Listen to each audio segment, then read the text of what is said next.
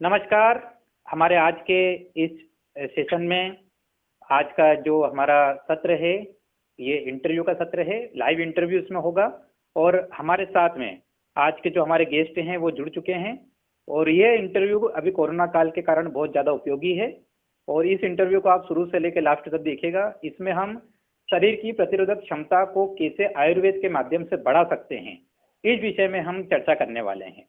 तो हमारे साथ में जो आज के मेहमान हैं वो प्रसिद्ध आयुर्वेदाचार्य और वैद्य संजय शर्मा जी, जो कि भोपाल से हमारे बीच में उपस्थित हैं। पंचकर्म चिकित्सक, संस्थापक हैं सिद्ध संजीवनी आयुर्वेद भोपाल के और साथ ही क्वालिटी कंट्रोल ऑफिसर हैं विंध्य हर्बल भोपाल के। तो नमस्कार सर, आपका स्वागत है। जी नमस्कार। सभी लोगों का बहुत बहुत धन्यवाद आपका कि आपने हमें ये मंच प्रदान किया। जी जी जी। तो आइए आज के इंटरव्यू की शुरुआत करते हैं। सबसे पहले जैसा कि मैंने आप सभी दर्शकों को बताया है कि आज का जो हमारा इंटरव्यू है, कोरोना काल में कैसे शरीर की रोग प्रतिरोधक क्षमता को हम आयुर्वेद के हिसाब से, आयुर्वेद के साथ आयुर्वेद के जो अपनी औषधियाँ हैं उनका उपयोग करके कैसे हम उसको बढ़ा सकते हैं, इस विषय पर हम डॉक्टर साहब से बात करेंगे और उनके अनुभवों को आप सबसे साझा करेंगे। तो सबसे पहले जो मेरा प्रश्न है डॉक्टर साहब से कि डॉक्टर साहब, जो आयुर्वेद है, आयुर्वेद से रोग प्रतिरोधक क्षमता को हम कैसे बढ़ा सकते हैं? बेसिकली आयुर्वेद का जो कॉन्सेप्ट ही है वो दो कॉन्सेप्ट है कि स्वास्थ्य रक्षणम अतुरस्य विकार प्रशमनम च। पहला कॉन्सेप्ट ये है कि अपने जो रोगी व्यक्ति है उसको निरोगी कैसे रखे। दूसरा जो कॉन्सेप्ट होता है कि अगर रोगी हो गया तो उसको कैसे ट्रीटमेंट दें। तो इसमें कोरोना का है और पहले भी सेशन में हमारी बात हुई है कि कोरोना को लेके अपने को भय क्रिएट नहीं करना है, क्योंकि विषादो रोग वर्धना नाम पहले ही हुआ है, तो डरने का जरूरत नहीं है। और अपन इसमें ऋतुचर्या और दिनचर्या का पालन करना जरूरी होता है इम्यूनिटी बढ़ाने के लिए। औषधि से ज्यादा इम्पोर्टेंट चीज होती है कि आप अपने अन्न को सुधारें, और औषधि तो कुछ है भी जो इम्यूनिटी क्रिएट करेंगी। तो अपने को जैसे नॉर्मली ठंडियों में अपन मोटे कपड़े पहनना है और सूर्योदय के पहले थोड़ा जग के वॉकिंग करें, शरीर को गर्माहट करें, गर्म पानी का पीने का प्रयोग करें, समय से खाना खाएं, बहुत स्पाइसी खाना ना खाएं, सादा खाना खाएं, और दही वगैरह का सेवन थोड़ा सा कम करें और प्राणायाम करें। सुबह घूमने का प्रयोग हो, सुबह घूमने का कोशिश जरूर होना चाहिए, और मोटे कपड़े पहनना, रात में मोटे कपड़े ढक के सोना भी। और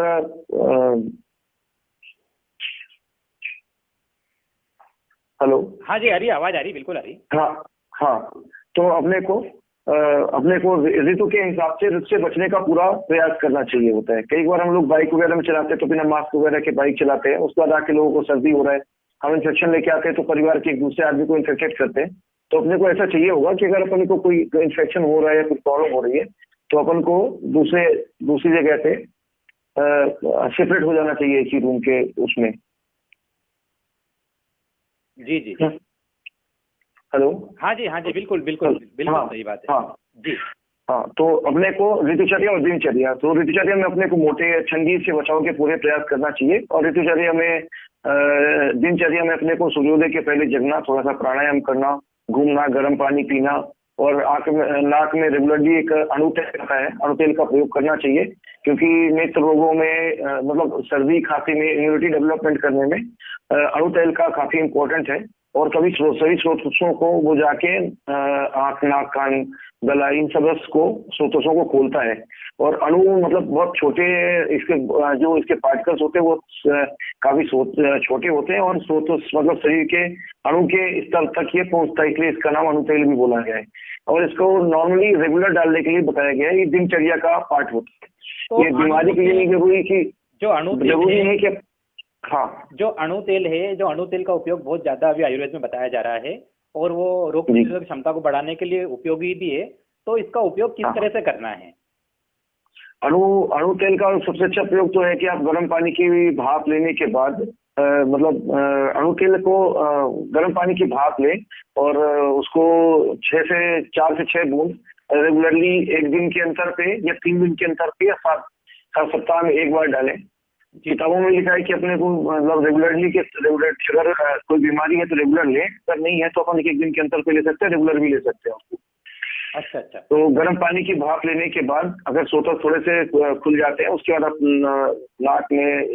नाक को सीधी करके गर्दन के पीछे एक तकिया लगा लें आप, जी तो आपकी नाक सीधी हो जाती है। 4 से 6 बूंद आप नाक में उसको डाल सकते हैं, उसको खींचे, उसको गले में आपके वो तेल आ जाता है। उसके बाद आप तो गर्म क्या पानी और थोड़ा एक सा साइड की नाक में 3 नमक बूंद ले सकते डालना है, एक साइड की नाक में 3 बूंद डालना है, फिर हैं। दूसरी नहीं नाक नहीं, में? दोनों नाक में एज के हिसाब से लेना चाहिए होता है। ऐसा नहीं कि सभी व्यक्तियों को 6 बूंद ही लेना है। जी अगर कोई व्यक्ति बड़ा है, 16 साल के ऊपर का उम्र का है, तो उसको अपन 6 बूंद दे सकते हैं। और अगर कोई प्रॉब्लम नहीं है तो 3-3 बूंद भी ले सकते हैं, उसको रेगुलरली नाक में डाल सकते हैं, रेगुलर नाक में ले सकते हैं। अच्छा अच्छा। डॉक्टर और साहब, ये एक बड़ा प्रश्न ये भी है कि जैसे आपने बताया कि गर्म पानी का उपयोग करना चाहिए, तो गर्म पानी जी, का जैसे कई लोगों का प्रश्न है मन में कि गर्म पानी सुबह और रात में पीना चाहिए कि दिन भर ही पीना चाहिए? नहीं, नॉर्मली सवेरे तो गर्म पानी पीना ही चाहिए। कम से कम 3 गिलास 600 ml पानी का अपने को इंटेक करना चाहिए, गर्म गर्म पानी का, अर्ली मॉर्निंग में उठने के बाद। जी उसके बाद अगर आपको व्यवस्था है, आप थर्मस में लिए जा सकते हैं। तो सुक्रोज जल बहुत ही गर्म नहीं होना चाहिए जी कि आप एटमॉस्फेयर में बाहर रहते हैं तो बहुत ठंडा पानी पीने, बहुत गर्म पानी के बाद अचानक से आपको ठंडा मिलता है तो उससे भी गला खराब होता है। जी जी। तो अपन सुक्रोज जल थोड़ा सा ठंडा ना रहे पर गर्म भी, ऐसा नहीं कि बहुत ज्यादा गर्म रहे, ऐसा पानी पीना चाहिए दिन भर में। और आप अपने घर में अवेलेबल है तो ऑब्वियसली थोड़ा सा गुनगुना पानी पिए तो ज्यादा अच्छा रहेगा। गुनगुना पानी थोड़ा डाइजेशन के लिए भी अच्छा रहता है जी। और शरीर को इम्यूनिटी भी डेवलपमेंट करता है नॉर्मली इस ऋतु के हिसाब से। अच्छा, सबसे बड़ा जो प्रश्न अभी आ रहा है वो आ रहा है कि कोरोना का जो संक्रमण काल है, तो जी, इसमें मान लीजिए कि कौन सी औषधियों का उपयोग करना चाहिए? जैसे उस व्यक्ति के लिए जिसको कोरोना हो गया उसके लिए कौन सी औषधि, और जिस व्यक्ति को कोरोना नहीं हुआ उसको कौन सी औषधि का उपयोग करना चाहिए? हाँ जी। ये बहुत बढ़िया क्वेश्चन है आपका। बहुत सारे लोगों के क्वेश्चन आते हैं इस टॉपिक को लेके, क्या क्या लेना चाहिए। तो सब लोगों को पता है कि अगर किसी को कोरोना हो गया है तो पहले तो दिन में 3 बार गर्म पानी की भाप और गरारे वगैरह करें रेगुलरिटी के साथ। मास्क लगा के रखें, दूसरों को इन्फेक्शन से बचाएं। सीतोपलादी चूर्ण है, वो बहुत ही अच्छा मेडिसिन है। आधा चम्मच या पौन चम्मच 6 से 7 बार अपन डिवाइडेड डोजेज में लेना चाहिए होता है। मतलब दिन भर में आप 3 चम्मच का चूर्ण यूज कर सकते हैं, उपयोग में लीजिए। और उसको जितने पार्ट में डिवाइड करेंगे उतना ज्यादा अच्छा रहता है, क्योंकि खांसी में, सर्दी खांसी है, इस तरीके की व्याधियों में बार बार लेने का विधान है। खास औषधि को पुनः पुनः लेना चाहिए होता है। तो अपन मात्रा ज्यादा ना करें, मतलब 3 ग्राम दिन भर में 9 ग्राम के आसपास की मात्रा का प्रयोग करें और उसको शहद के साथ बार बार उसको चटाएं। इसके अलावा आप लोग सब लोगों को पता है गिलोय का जो चूर्ण होता है वो बहुत बढ़िया होता है। इसके अलावा गिलोय मुलेठी मिल जाता है घरों में, तो मुलेठी का काढ़ा बना के पी सकते हैं। पिपली होता है, घरों में रहता है नॉर्मली, अड़ूसा, गिलोय, मुलेठी, पिपली, इन सबको मिला के भी काढ़ा ले सकते हैं। जिनको एसिडिटी का प्रॉब्लम रहता है वो थोड़ा काली मिर्च का प्रयोग कम करें और उसकी जगह काली मिर्च की जगह अपन शुंठी और पिपली का प्रयोग ज्यादा करें। और अगर अवेलेबल नहीं है तो काली मिर्च का भी प्रयोग कर सकते हैं। अच्छा अच्छा। अच्छा, ये जैसे और जी कुछ आपने मार्केट की बनी हुई औषधियां होती हैं, जैसे श्वास कुठार रस है, लक्ष्मी विलास रस है, त्रिभुवन कीर्ति रस है। इनको भी अपन लेके एक एक टेबलेट शहद के साथ शहद और ये जो आपने तुलसी के। टेबलेट के नाम बताए थोड़ा सा वापस एक बार रिपीट कर दीजिए। हाँ, ये है श्वास कुठार रस, लक्ष्मी विलास रस और त्रिभुवन कीर्ति रस। इनमें से कोई सी भी टेबलेट मिल जाए तो उनको अपन शहद के साथ और तुलसी अदरक के रस के साथ दिन में 3 बार ले सकते हैं। अच्छा, जो और आपने चित्तौपलाब्धी चूर्ण के बारे में बताया शुरुआत में, तो उसको 9 ग्राम में लेना है दिन भर में? हाँ, 9 ग्राम में, चाहे जितने डिवाइड, जितना पुनः पुनः लेंगे उतना ज्यादा फायदा करेगा। 10 से 12 बार 9 ग्राम को डिवाइड कर सकते हैं अपन। अच्छा अच्छा।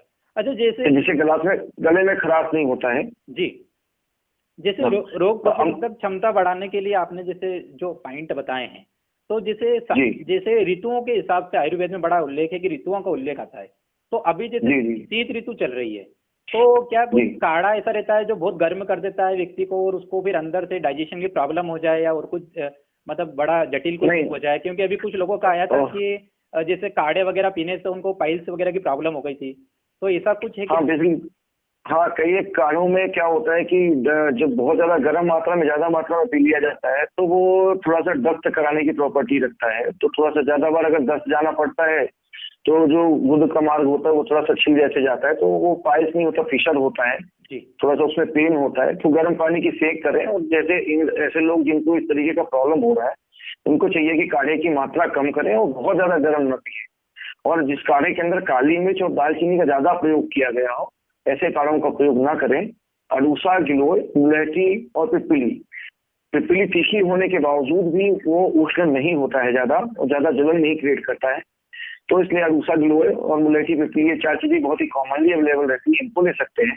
घर में अपने पास जैसे काली मिर्च रहता है या दालचीनी रहता है, कई लोग भय के कारण ना बहुत ज्यादा एक्सट्रीम मात्रा में काली मिर्च ले रहे हैं, खूब दालचीनी खा रहे हैं, खूब सारा तेज पत्ती खाओ, खूब गरम गरम काढ़े पियो, खूब जो हल्दी डाल के खाओ।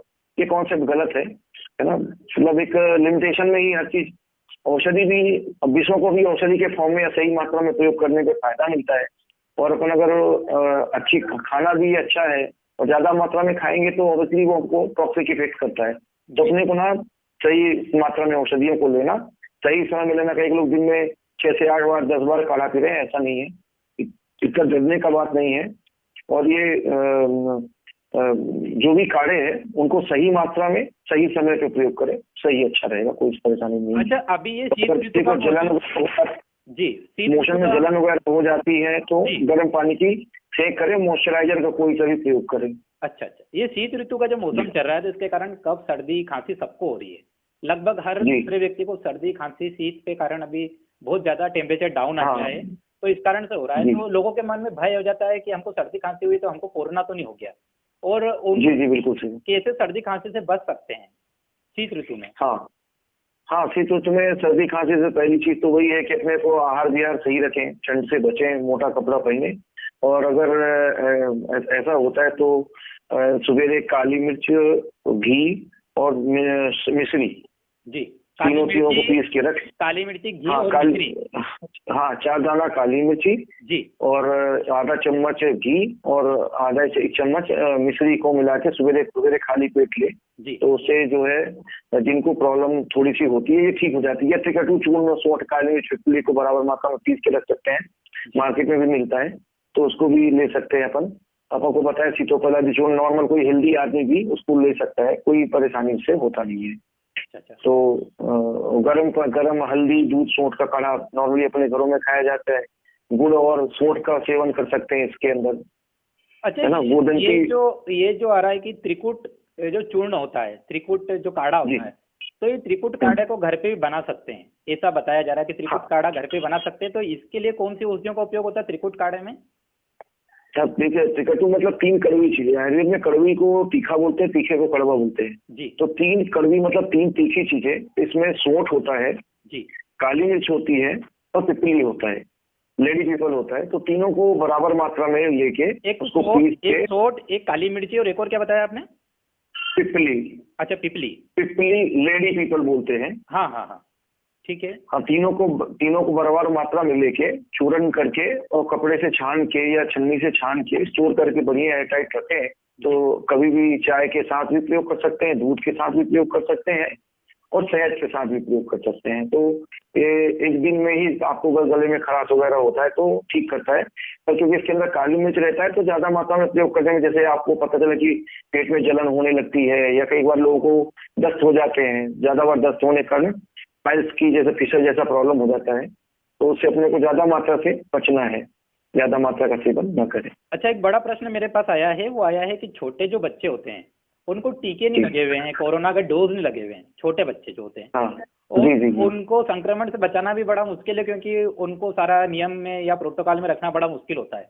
तो छोटे बच्चों के लिए कौन सी औषधि हो सकती है कि जो छोटे बच्चों के लिए उपयोग में आए, जैसे 7 साल के 8 साल के बच्चों के लिए? 7 साल 8 साल के बच्चों को तो अपन सीतोपलादी और गिलोय, घनवटी, ये तो जो वैक्सीन हमने पहले बताई है, गोदंती, भस्म वगैरह, ये सब तो दे ही सकते हैं जी। और जो अगर उससे भी कम उम्र के बच्चे हैं, जो 5 साल से छोटे बच्चे हैं, अगर उनको इफेक्ट हो रहा है तो उसके लिए एक बाल चतुर्भद्र चूर्ण आता है। क्या नाम बताया सर आपने? क्या नाम बताया? बाल चतुर्भद्र चूर्ण। अच्छा, ठीक है। बच्चों के लिए 4 भद्र मतलब बहुत ही उनको आरामदायक देने वाली 4 औषधियां होती हैं इसके अंदर जी। उसके अंदर पिप्पली, अतीस, नागर मोथा और काकड़ा सिंगी, 4 चीजों को मिलके बनाते हैं। तो करीब बच्चों में सर्दी, खांसी, बुखार, दस्त, ये जितनी भी प्रॉब्लम्स होती हैं उन सब के ऊपर फायदा मिलता है। और खासकर बच्चों में केयर करने का जरूरत होता है कि बच्चों को अपन बहुत ज्यादा मोटे कपड़े पहना के रखें और कान वगैरह उनका बंद करके रखें। और जब भी स्टीमिंग करके लोग लेते हैं तो उनको अच्छे से पकड़ के वो भी साथ में स्टीमिंग कराएं, या हाथ से सेक करने का विधान है कि आप हथेली को किसी भी हीटर वगैरह के सामने अपन गर्म करें और उनके चेहरे को धीरे से ऐसे सेक कर सकते हैं। या उनके बहुत छोटा बच्चा है तो उसकी छाती में कपड़े पहना के अंदर से हाथ को गर्म करें। हाथ तो सेक देने का, बहुत तेज से सेकाई करने का नहीं रहता है। और उनको नमक, सीधा नमक ले लें और एक चम्मच पानी और एक चुटकी सेधा नमक लेके उसको नमकीन कर लें। और अगर नाक वगैरह ऐसा लगता है कि बच्चों का नाक बंद हो गया है तो उसमें अपन 1 ड्रॉप दे सकते हैं।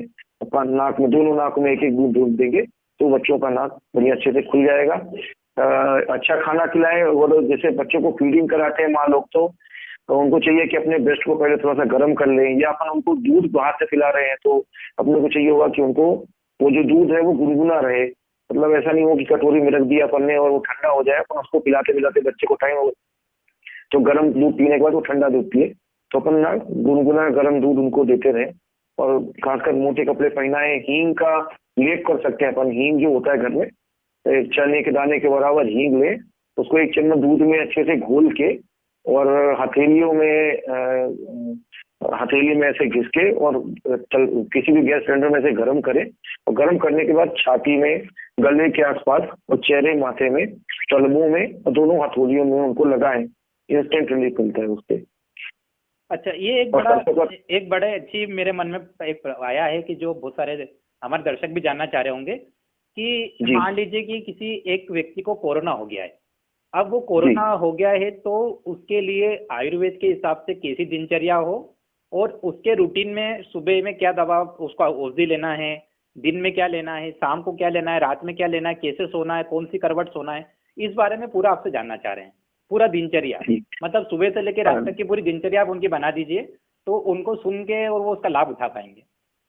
देखिए, कोविड के पेशेंट्स की सीवियरिटी है, हर पेशेंट के ऊपर अलग अलग है। कुछ लोगों को सिम्टम नहीं मिले, थोड़ा सा प्रॉब्लम है, पर वो कैरियर का काम करता है, दूसरों को नुकसान पहुंचा सकता है। तो पहले जिनको प्रॉब्लम नहीं है उनको भी अपने सेपरेट होना चाहिए और उनको भी त्रिकटु का सेवन करना चाहिए। नॉर्मली सेवन करेंगे तो उनका गला भी होता है, ठीक हो जाता है। दूसरा ये है कि अगर किसी भी बंदे को फीवर वगैरह हो रहा है, बुखार, सर्दी, खांसी है, तो एक छोटे दिनों में खत्म हो जाता है। कई लोगों को थोड़ा सा ब्रीथलेसनेस होता है, तो सांस लेने में प्रॉब्लम हो रही है। तो ये 2-3 तरीके की कैटेगरी है। तो अपने को सबसे पहले तो मैंने बताया कि आपको थोड़ा सा गर्म, उनके लिए तो खासकर जो कोविड पेशेंट है उनको तो गुनगुना से थोड़ा ज्यादा गर्म गर्म पानी पीते रहे। वो गर्म पानी जो होता है वो लघु होता है और वो डाइजेस्टिव होता है, डाइजेशन के लिए थोड़ा सा अच्छा रहता है। कफ शामक माना जाता है, तो कफ का जो ऑब्स्ट्रक्शन रहता है उसको भी ठीक करता है। दूसरी चीज, इनको ना दिन में 2 से 3 बार गरारे और 2 से 3 बार गर्म पानी की भाप लेना चाहिए होता है। जैसे आपको बताया पहले कि सीतोपलादी चूर्ण जो है टुकड़ों में डिवाइडेड करके और 6 से 7 बार दें। और खाने में दलिया, मूंग की दाल, परवल, लौकी, गिलकी और खासकर गर्म खाना खाएं। मतलब ठंडा खाना नहीं कि अगर दलिया बना है तो बना के रख दिया फिर अपने 2 घंटे बाद खा रहे हैं तो उसका जो बीज होता है बदल जाता है, वो लघु की जगह गुरु हो जाता है थोड़ी रखे होने के कारण। तो अपन दलिया, मूंग की दाल, परवल, लौकी, गिलकी, रिच प्रोटीन डाइट ले। जो लोग अंडे लेते हो या नॉन वेजिटेरियन हो वो अंडे ले सकते हैं, गर्म दूध के साथ में घोल के ले सकते हैं। वैसे अच्छा है कि आप सादा खाना ही खाएं। और इसके साथ आप खाने में काली मिर्च, दालचीनी, इलायची, तेज पत्र, इनका प्रयोग कर सकते हैं। जो भी खाने में छौंका वगैरह डालते हैं, हींग का प्रयोग कर सकते हैं आप खाने के बाद। सीधा नमक का प्रयोग करें और सेमी सॉलिड खाना खाएं, एकदम सॉलिड खाना ना खाएं। और सोने का है तो अगर वीकनेसनेस है तो अपना बिस्तर थोड़ा सा ऊंचा करके रखेंगे तो ऑब्वियसली उससे थोड़ा सा सांस लेने में फायदा रहता है। उत्तिष्ठे लभते सौख्यम, उष्णम चाहिए, मतलब बैठा के रखना चाहिए। बैठा के रखने में थोड़ा सा सोने के समय गद्दे को या एक आध गद्दा लगा दें, या एक जो पीछे साइड का अपना जो पैर होता है उसमें एक आध 2 ईंट लगा के थोड़ा ऊंचा कर ले तो उनको सांस लेने में जिनको ज्यादा प्रॉब्लम हो रही है उनकी थोड़ी सी कम होती है।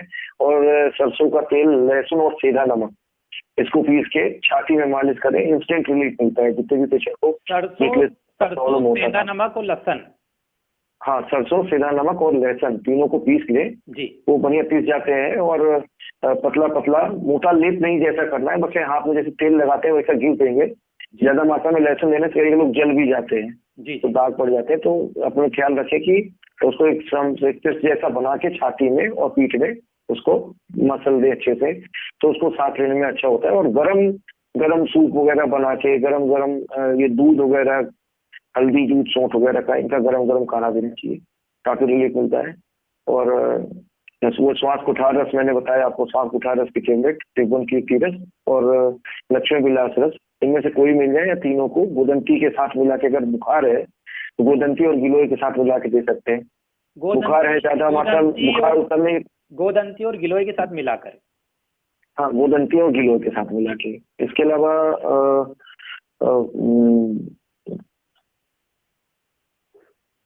जैसे हाँ गोदंती और गिलोय, गिलोई बट्टी आती है जो बाजार में मिलती है, तो हाँ इसकी गोलियां भी मिलती हैं, तो गोलियां कितनी खा सकता है एक व्यक्ति दिन भर में? गोलियां आदमी 2 टेबलेट मतलब 500 मिलीग्राम से लेकर 3 ग्राम तक की ले सकता है। मतलब दो टेबलेट दिन में 3 बार, अगर 250 मिलीग्राम की टेबलेट है, अगर 500 मिलीग्राम की टेबलेट तो एक टेबलेट दिन में 3 बार।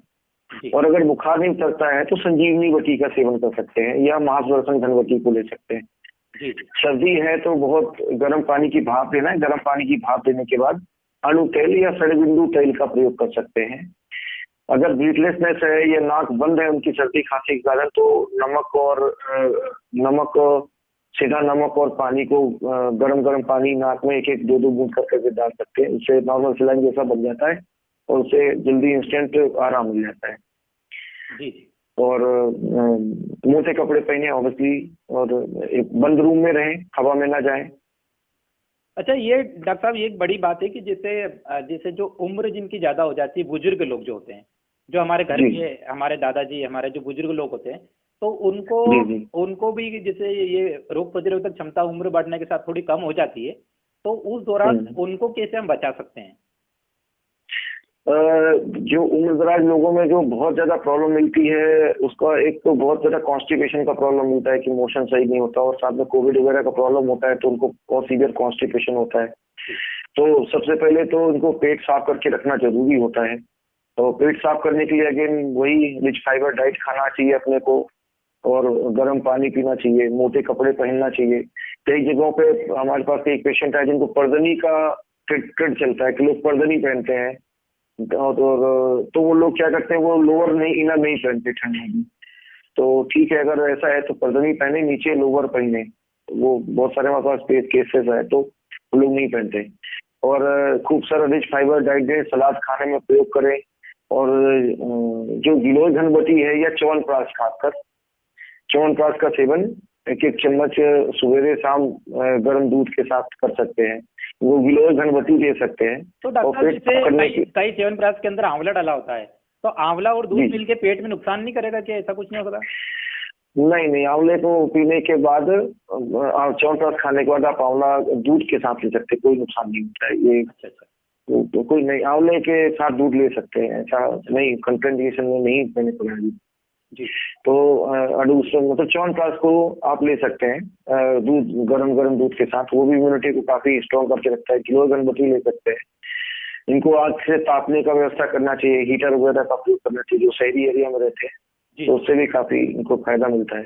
खासकर पेट साफ करने के लिए तंसका चूर्ण है, छोटी हरड़ का चूर्ण है, एरंड भ्रष्ट हरितकी चूर्ण आता है। शुगर जिनको नहीं है उनको स्वादिष्ट विरेचन चूर्ण भी ले सकते हैं, इसमें मिलेठी रहता है तो डाइजेशन भी अच्छा करता है, सल्फर रहता है, इन्फ्लेमेटरी रहता है, तो पेट भी अच्छे से साफ करता है। तो शुगर के पेशेंट हो तो स्वादिष्ट विरेचन ना ले, त्रिफला का सेवन कर सकते हैं। और जो ओल्ड एज के खासकर पेशेंट हो उनको अपने को गार्गल्स बहुत कराना चाहिए। गार्गल से थोड़ा सा परेशानी कम होता है, गरारे करने से उनको गले में ज्यादा प्रॉब्लम रहता है। और धूप सेकने को मिलना चाहिए उनको। जब भी धूप अवेलेबल हो तो पीछे साइड से, कभी सामने साइड से, ज्यादा तेज हो धूप तो फिर ढक के, और कपड़े ढक के धूप लेने का है, ऐसा नहीं बहुत सारे कपड़े निकाल के अपन धूप लें। अच्छा, ये जो है कि जैसे बच्चे जो होते हैं, तो बच्चे ना आयुर्वेद की जो गोलियां होती है उनके लिए बड़ी कड़वी होती है, और उनको चूरने भी देते हैं तो बड़ा कड़वा होता है, तो उनको किस तरह से दिया जा सकता है कि ताकि वो मतलब खुशी खुशी उसको ले लें? अभी आयुर्वेदिक चॉकलेट बहुत चल रही है तो हाँ सही है, बहुत बढ़िया क्वेश्चन है। इसमें पर समस्या भी होती है, बहुत सारे लोग, बच्चे लोग कड़वी दवाई नहीं खाते हैं। हालांकि ये तो ट्रेंड है, बनाने का होता है, उनको एक हैबिट बनता है तो सब बच्चे लोग लेते हैं। लेकिन उसको सबसे अच्छा जो है वो शहद ही होता है। शहद या गुड़ की चाशनी, जैसे अगर वो नहीं खा पा रहा है तो गुड़ की चाशनी के अंदर अपन गुड़ के साथ लड्डू बना के छोटे से, है ना, तो वो दे सकते हैं। या शहद के साथ पसंद करते हैं नॉर्मली बच्चे, और शक्कर की चाशनी के साथ दे सकते हैं। जी तो शहद, गुड़ और चाशनी, ये 3 चीजें जो है उनके साथ दे सकते हैं। अगर आपका चॉकलेट पाउडर वगैरह रहता है तो चॉकलेट पाउडर वगैरह भी थोड़ा सा डाल के उनको फ्लेवर डेवलप, कोई बच्चा नहीं ले रहा है, परेशान कर रहा है, तो चॉकलेट फ्लेवर में दूध के साथ मिला के, औषधि को मिला के दे सकते हैं हम उसको। अच्छा, ये जो हल्दी वाला दूध है, इसका सेवन किस तरह से करना चाहिए, वो किनको नहीं करना चाहिए? हल्दी वाला दूध बहुत ही, इसको तो बहुत सारे लोगों ने पेटेंट कराने का भी कोशिश किया गोल्डन मिल्क के नाम से।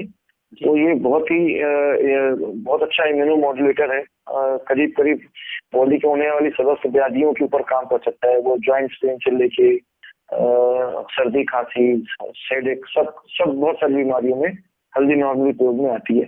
तो इसका कोई ऐसा निरापद है, ऐसा कोई नुकसान नहीं है। पर बहुत ज्यादा मात्रा में कई लोग ना कि हम जोश में 1 चम्मच 2 चम्मच हल्दी खा लेते हैं तो कुरकुमिन की ज्यादा मात्रा रहती है, तो अंडरन्यूट्रिशन का प्रॉब्लम क्रिएट जरूर करती है, कोई गैस्ट्रिक ट्रबल क्रिएट कर देना, ऐसा हो जाता है। तो कम मात्रा में एक 500 मिलीग्राम के आसपास से, मतलब 1/4 चम्मच के आसपास हल्दी, 1/4 चम्मच के आसपास सौंठ मिला के, एक लोग हल्दी के साथ अदरक, एक अदरक, दो मतलब 10-10, 5-5 ग्राम, 20-20 ग्राम अदरक गैस के उबाल के फिर लेते हैं। उनको ऑब्वियसली एसिडिटी का प्रॉब्लम, गैस्ट्रिक ट्रबल, ये सब होता है। पर नॉर्मली हल्दी दूध का अगर सही मात्रा में सेवन करें तो कोई निरापद है, कोई नुकसान बिल्कुल भी नहीं है, बल्कि और भी जो शरीर में होने वाली बीमारियां उनको भी फायदा करेगा। अच्छा डॉक्टर साहब, ये एक बड़ा जो मतलब सबके मन में प्रश्न है कि जो आयुर्वेद, जो कि हमारी भारतीय संस्कृति है, भारत के द्वारा पूरे विश्व को दिया हुआ है, और आयुर्वेद के द्वारा अभी कोरोना काल में पिछली बार भी बहुत अच्छा इसका रिजल्ट मिला। जिन लोगों ने मतलब काढ़ा वगैरह इस्तेमाल किया और जो भी दवाई औषधि इस्तेमाल करी, तो उनको बहुत अच्छे रिजल्ट मिले इसके। तो अभी लोगों के मन में एक मतलब आयुर्वेद को लेकर सम्मान जो दुगना हो गया है पहले के मुकाबले। तो अभी की तारीख में एक और बड़ा जो प्रश्न मतलब लोगों के मन में आता है कि कई तरह की आयुर्वेदिक कंपनियां हो गई है, कई तरह के वो प्रोडक्ट बनाती है, कई तरह की दवाइयां बनाती हैं, और हर कंपनी अपने उसके अंदर अंदर रोग प्रतिरोधक क्षमता की दवाई अलग बना रही है, इम्यूनिटी की, जिसको बोल रहे हैं हम कि इम्यूनिटी पावर बढ़ाने की दवा बना रही है। तो कुछ कंपनियों की जो दवाई होती हैं, जैसे गिलोय बट्टी उन्होंने बनाई या कुछ करा, या दूसरी जो भी कुछ बनाती हैं वो, या उनका शहद जो होता है कि जैसे इन कंपनियों का शहद, तो लोगों के मन में बड़ा भ्रम है कि ये शहद नकली है कि असली है, जो आयुर्वेदिक कंपनियां। जी देखिए, दो चीजें हैं। एक तो ये है कि जो आयुर्वेदिक जितना भी आप लोग घरेलू प्रयोग करते हैं तो सबके घर में आइडेंटिफिकेशन है कि काली मिर्च कैसा होता है, दालचीनी कैसा होता है। तो आप लोग जो भी घरेलू दवाई प्रयोग कर सकते हैं, अजवाइन की भाप लेना है, अजवाइन की भाप बहुत अच्छा कोरोना में फायदा किया, ठीक है ना। तो आपको जो भी घरेलू दवाई है उसको तो घर में प्रयोग करना चाहिए। नॉर्मली जैसे भी हमने बताया, आपको विश्वास कुठार रख लेना चाहिए, लक्ष्मी विलास रख लेना चाहिए। तो अगर डॉक्टर अवेलेबल है वहाँ पे तो डॉक्टरों को पता होता है कि कौन सी अच्छी कंपनी है, कौन सी खराब कंपनी है, उसका प्रयोग करना चाहिए। दूसरी बात, कोई भी इम्यूनिटी वाला काढ़ा भी ऐसे मार्केट में दिख रहा है तो आपको डॉक्टर के प्रिस्क्रिप्शन के साथ ही देने चाहिए। उसमें लिखा भी होता है कि to be taken under medical supervision, चिकित्सक के परामर्शानुसार ही सेवन करें, क्योंकि बहुत सारे लोगों की अलग अलग कंपोजिशन है, कोई ने दालचीनी डाला। और खासकर जो गवर्नमेंट ऑफ इंडिया जो आयुष ने जो रिकमेंडेड किया है, तुलसी, सबको घर में पता है कि तुलसी लेना चाहिए होता है, तुलसी से फायदा मिलता है। तो आयुष डिपार्टमेंट ने जो आयुष काढ़ा बनाया उसमें वो यही सब तुलसी है, तो ये सब चीजें घर में मिलती है। तो नॉर्मली सब लोग कोशिश करें कि हम घर में रॉ मटेरियल मंगाएं और घर में ही अच्छे तरीके से लें। और अगर औषधि का जरूरत पड़ता है तो नियरेस्ट आयुर्वेदिक को फिजिशियन कोई भी हो जो आपके आसपास में हो, तो उनसे कंसल्ट करें। तो उससे ज्यादा अच्छा कितनी मात्रा में लेना है, कैसे लेना है, क्या खाना है, क्या नहीं खाना, वो सब चीज जानकारी देते हैं। और ऑब्वियसली इसमें मांग तो बहुत बड़ी है आयुर्वेद की, और हमारे वालों का कॉन्सेप्ट भी होना चाहिए कि हम थोड़ा सा लोगों को अच्छे तरीके से काउंसलिंग करें। अच्छा, ये जो शहद वाला मैंने प्रश्न पूछा है आपसे कि शहद को, अच्छा शहद बहुत बढ़िया है। शहद का जो है ना वो कुछ कंपनियां अच्छी देती है, जो रॉक हनी, फॉरेस्ट का हनी आता है, तो उसमें हमारा विंध्या हर्बल है, हम लोग फॉरेस्ट का रॉक हनी लेते हैं और उसको प्रयोग करते हैं। और बहुत सारी जगहों पर पायरी हनी मिलती है। तो बहुत सारी जगहों पे तो हमने कल्चर करते हुए देखा है कि गुड़ की चाशनी बिछा देते हैं और उसको मधुमक्खी पालन वाली मधुमक्खियां होती हैं, वो जाती है गुड़ के ऊपर बैठती है और वो कलेक्शन करके वो शहद बना के कन्वर्ट करके देती है। उसके अंदर भी फ्रुक्टोज होता है। और कई बार तो उन मधुमक्खियों को ज्यादा काम कराएं और बीमार ना हो, इसलिए उसके अंदर स्टेरॉइड स्प्रे कर देते हैं और एनाल्जेसिक स्प्रे कर देते हैं। तो मधुमक्खियां जब उसको नॉर्मली बेस में ही स्टेरॉइड और ऐसा रहता है, तो एक बार अपने कई लोग बड़े बड़े ब्रांडों में ऐसा भी मिला है कि साहब इनके शहद में स्टेरॉइडल प्रॉपर्टी पाई गई, एनाल्जेसिक प्रॉपर्टी पाई गई, और बोलते नहीं नहीं इसके अंदर ऐसा गुण ही होता है, ठीक है ना, पेस्टिसाइड पाया गया। तो क्या होता है, जो पायरी हनी होती है तो फूलों के खेतों में पेस्टिसाइड प्रयोग किया जाता है, तो वहां से कलेक्शन करती है। तो जो जो बहुत बहुत सारा जो हनी खा के लोग सोचते हैं कि हम सेहतमंद रहते हैं, तो हनी के अंदर ये उतना सेहतमंद बची नहीं है हनी, इतनी अच्छी सेहतमंद होनी चाहिए। अपन कम मात्रा में खाएं और पायरी हनी से बचें, और रॉक हनी, फॉरेस्ट्री हनी खाएं। और नॉर्मली जो शहद के अंदर लेखन गुण होता है, तो वो भी नए शहद के अंदर जो ये डाबर वैद्यनाथ वगैरह, डाबर वगैरह के वो प्रचार करके देते हैं, उनमें इतना ज्यादा मात्रा में पाया नहीं जाता। ब्रांड का नाम नहीं लेना चाहिए, पर कोई भी है, चाहे वो बाबा रामदेव जी के हों, चाहे वो उनके भी हों, तो शहद के अंदर ना वो मधु वाली महक है, और ना ही वो पोलेंस है, ना ही वो फ्लेवर है।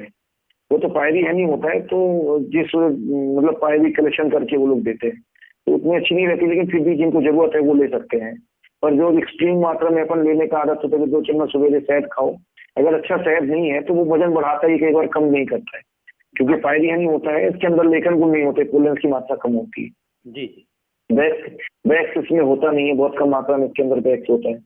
अभी और जो कल्चर करके अभी जो आपने बताई बात, इसमें जो एक बात है कि बिंदी हर्बल का जो प्रोडक्ट आपने भोपाल का बताया, फॉरेस्ट से उसका बहुत सारा संसाधन आता है, और बहुत अच्छी मात्रा में दवाई और बहुत अच्छी मात्रा में आयुर्वेद के उसमें प्रोडक्ट मिलते हैं, जिनके असर भी, जैसे कई जो मेरे शिष्य हैं जो साथ में जुड़ते हैं, वो आपकी कई आयुर्वेदिक औषधियों का इस्तेमाल कर रहे हैं, उनका अच्छा रिजल्ट भी उनको मिलता है। तो क्या ऐसी जो अच्छी औषधियाँ जो आप लोग बना रहे हैं, क्या ये औषधियाँ आम नागरिकों को मिल सकती है? कैसे मिल सकती है, कैसे प्राप्त हो सकती है? ये तो नीट विषय वो तो हमारे साहब लोग निर्धारण करते हैं, हम लोगों का नॉर्मली गवर्नमेंट सप्लाई में रहता है, और शहद इतनी मात्रा में अवेलेबल नहीं है, क्या महंगी भी हो जाती है शहद। हमारे यहाँ पर मेरे ख्याल से सबसे महंगा शहद है फॉरेस्ट का। जी जी। तो भी उसकी मांग बहुत ज्यादा रहती है, और लोग अगर किसी को मिले तो कलेक्ट करके रखना चाहिए कि जब कोई औषधि जरूरत पड़े तो अपन प्रयोग करें। और ज्यादा मात्रा में खाने से उसके मतलब इतनी मात्रा में फॉरेस्ट में अवेलेबल नहीं है, यानी जितनी मात्रा में लोग खाने का मतलब जितने कस्टमर हैं जी, तो ये थोड़ा सा विदोहन और उसको बेचना दोनों कठिन है, और हम लोगों को भी उसका निकालना चाहिए। जिससे मेरा आपसे ये आग्रह है कि जिससे जो हमसे जुड़े हुए लोग हैं, योग से जुड़े हुए लोग हैं, और जो हमारे लोग हैं जो हमारे साथ में योग करते हैं लगातार, जो हमारे साधक, तो अगर उनको कोई जैसे औषधियों की जरूरत पड़ती है या उनको शहद की जरूरत पड़ती है, तो हम आपसे आग्रह करेंगे कि उनको शुद्ध शहद जो आप लोगों द्वारा निर्मित होता है, जिसमें वेद द्वारा आयुर्वेद के आयुर्वेदाचार्य हैं, उनकी टीम द्वारा जो निर्मित होता है, तो वो उन लोगों तक पहुंचे, ताकि उनको जी हाँ बिल्कुल, मैं आपको अच्छा शहद दे दूंगा। जी देखते हैं, अगर कभी आप भोपाल आएंगे तो आपको साहब लोग से मिलवा देंगे, और आपस में बैठ के जो भी एनालाइज अच्छा हनी का बात है। अच्छा हनी से नॉर्मली विंध्या हर्बल से अच्छा हनी किसी का है नहीं, फॉरेस्ट का मिलता है। कई बार लोगों को कंप्लेन भी आता है कि आपका अलग अलग कलर का हनी होता है, तो अलग अलग जगह का अलग अलग ऋतुओं का कलेक्शन होता है। अब बरसात ऋतु मतलब अभी आएगा, आम का ऋतु आएगा तो आम का पोलेंस ज्यादा रहता है, तो उसका एक अलग गंध होता है। नीम का पोलेंस आता है, उसमें कड़वाहट होती है। अर्जुन का जो पोलेंस होता है उसके अंदर अलग प्रॉपर्टीज होता है, और सबका एक फ्लावरिंग सीजन होता है अलग अलग, तो उस समय का कलेक्शन किया हुआ हनी का अलग अलग प्रॉपर्टी होता है। अच्छा, ये जो रात में सोते वक्त पैरों में जो अपना सरसों का तेल लगा के सोने का अभी एक चलन आया है कि भाई अभी इस टाइम पे ठंड का जो टाइम है, तो उसमें भी क्या आपने जो बताया था कि छाती में अपने को लहसुन और मतलब सरसों और इसको मिला के जो लेप बताया था आपने, तो क्या उसको पैरों में भी लगा सकते हैं क्या? बिल्कुल, पैरों में लगा सकते हैं, सर में लगा सकते हैं। अच्छा। और छाती में खासकर जो जिनको इन्फेक्शन हुआ वो छाती में लगा सकते हैं। अच्छा, ये जो अभी जैसे ठंड के कारण कई लोगों में जैसे दिक्कतें आती है कि उनका सिर दुखने लगता है, मतलब सिर में बहुत ज्यादा दर्द होने लगता है, तो उनको उनके लिए रात के सोने के टाइम पे या उनका सिर दर्द होने लग गया, कुछ होने लग गया, तो अगर ठंड लगने के कारण सर में दर्द हुआ है तो नॉर्मली एक बाम बहुत इजी तरीका होता है, कोई सा भी अच्छी क्वालिटी का बाम अपन लें, उसका अजवाइन का गर्म पानी में भाप लें 15-20 मिनट तक। मतलब अजवाइन की भाप लेते लेते 5 से 10 मिनट में किसी को 15 मिनट में आराम मिल जाता है। और फिर उसमें घी वगैरह का नाक में थोड़ा सा 1-2 बूंद नमक और घी का प्रयोग कर सकते हैं। ड्राइनेस के कारण होता है, साइनस का इन्वॉल्वमेंट होता है इसके अंदर, तो हमारे एसी होते हैं, तो जब उनको ज्यादा ठंडक लग जाती है तो हेडेक के फॉर्म में उनको प्रेजेंटेशन होता है, तो गर्म पानी की भाप लें, सबसे अच्छा चीज है, और उसमें अजवाइन डालें तो वो थोड़ा गर्माहट फील करता है। या कोई भी बाम वगैरह है उसको सर के ऊपर लगा सकते हैं। अच्छा, अब एक प्रश्न थोड़ा अपना इन सब टॉपिक से हटके है, और आप बड़े जिज्ञासा लोगों के मन में है, आपके बारे में लोग जानना चाहते हैं कि कैसे जी आपका आयुर्वेद में इतना रुचि जगा, किस तरह से आप आयुर्वेद में, जैसे आयुर्वेद का क्षेत्र आपने चुना, तो आपके जीवन के बारे में थोड़ा सा जानना चाह रहे हैं सभी लोग कि इतना। चलिए, जी बहुत बहुत धन्यवाद। ये क्या है कि अपन सब लोग पढ़ते हैं, अपने, और मुझे धोखे से एडमिशन हो गया बीएमएस में। जी तो आगे बीएमएस करने लगे, श्लोक थे, संस्कृत थी, बड़ा कठिनाई था। जी हमारे गुरु जी हैं जो रीवा में रहते हैं, तो वो स्किन का ट्रीटमेंट देते हैं। जी तो वो हमारे दूर के रिलेटिव भी थे, उनके पास गया तो वो एक चुटकुला लिखते थे, उससे रोगी ठीक हो जाता था। वो आके हमको बताता था कि साहब हम ये डॉक्टर के पास गए, ठीक नहीं हुए, उस डॉक्टर के पास गए, ठीक नहीं हुए, उस डॉक्टर के पास ठीक नहीं गए। तो उनके पास जब पेशेंट आया तो वो अजवाइन को जला के राख कर लेना और उसको अलसी के तेल के साथ मिला के लगा देना। जी एक पेशेंट जला हुआ है, उसको घाव हो गया था बहुत ज्यादा जलने के बाद, तो उन्होंने बताया जौ जला के राख कर लेना, अलसी के तेल के साथ मिला देना। किसी को मुहासे हो गए तो बरगद की पत्ती, भुजी अजवाइन, मसूर का आटा कच्चे दूध में पीस के लेप लगा देना। जी और मैंने वहां पे अगर 100 रोगी आते थे, बहुत प्रसिद्ध वैद्य हैं, जी हमारे गुरु जी हैं, तो उनके यहाँ जब मैंने देखा कि आयुर्वेद में बहुत ही साधारण सी दवा से बहुत ही अच्छा रिजल्ट मिलता है, तो फिर धीरे धीरे इंटरेस्ट इधर जगा। फिर प्रोडक्शन थोड़ा दवाई वगैरह बनाने में भी जुड़े अपन, तो धीरे धीरे मिलता गया, कारवा बनता गया, ऐसे ही चलते चल रहा है। और अभी अपना हम यहाँ पे बिंजा रोड में क्वालिटी कंट्रोल में एक 54 हर्बल फार्मेसी है, वो भी छोटी से चलाते हैं, और बच्चे के साथ, स्टूडेंट्स के साथ मिलकर हम सिद्ध संजीवनी आयुर्वेद नाम की संस्था चलाते हैं। जी यहाँ पे हम लोग पंचकर्म का शोधन चिकित्सा ट्रीटमेंट करते हैं, जी और कंसल्टेंसी वगैरह भी देते हैं। हमारे पास पूरे डॉक्टरों का एक टीम है, जी जी तो भोपाल में हम लोग कर रहे हैं ये काम। अच्छा अच्छा, चलिए आपसे जी बात करके बहुत अच्छा लगा, आपने बहुत कीमती समय हमको जी दिया। बहुत सारे पेशेंट जी आपके जी पास बहुत थे, उनके बीच में से समय निकाल के आपने समय दिया, तो आपने जो आपका कीमती समय हमको दिया, आपकी बहुत महत्वपूर्ण जानकारी आपने प्रदान करी है, और ये जी जानकारी लाखों लोगों के काम आई।